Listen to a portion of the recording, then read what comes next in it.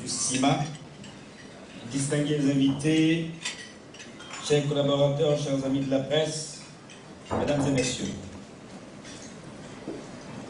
Je tiens tout d'abord à vous remercier pour avoir répondu à mon invitation pour le lancement officiel du Salon de l'emploi et de la formation professionnelle dénommé Salon ivoirien des métiers d'Abidjan, en abrégé CIMA 2014. Excellences, mesdames et messieurs, la symbolique que prend cette cérémonie traduit notre état d'esprit, celui de hisser le message de l'emploi au cœur de l'action, de sonner la mobilisation des forces vives à l'effort d'emploi et enfin de donner un message d'espoir à cette jeunesse angoissée. En la matière, le gouvernement ivoirien s'est doté le 7 juin 2012 d'une politique nationale de l'emploi, PNE, dont de nouvelles priorités ont été identifiées dans le cadre de la stratégie de relance de l'emploi, adoptée le 26 novembre 2013 dans le Becker. Cette stratégie de relance constitue le creuset de nos engagements et de nos ambitions vis-à-vis de la question de l'emploi. La phase d'opérationnalisation de cette politique se matérialise par des actions vigoureuses de communication vers tous les acteurs privés et publics susceptibles d'apporter leur concours dans la conduite des programmes et stratégies de création d'emplois durables. Mesdames et messieurs, le 20 décembre dernier, je présentais cette stratégie au cours de la conférence de presse organisée par le Centre d'information et de communication gouvernementale, CICG. Ensuite, le 4 février 2014, j'ai eu l'honneur d'être l'invité de l'émission RTI 1 reçoit, toujours pour le même sujet. Au total, il s'agit pour nous de communiquer sur tout ce qui se fait en matière d'emploi et d'orienter les jeunes vers toutes ces opportunités qui leur sont offertes et ainsi porter un message à chaque Ivoirienne et à chaque Ivoirien. C'est le sens profond du CIMA,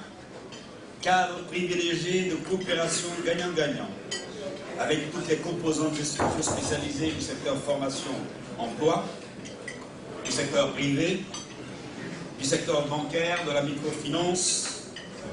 des ONG et des partenaires au développement afin de trouver des solutions idoines pour le développement économique et social harmonieux au bénéfice de nos populations, de nos jeunes. Mesdames et messieurs, à ce stade de mon propos, comment ne pas exprimer ma profonde gratitude à tous les partenaires au développement, notamment la Banque mondiale et l'ONUDI, également au secteur privé, mais plus singulièrement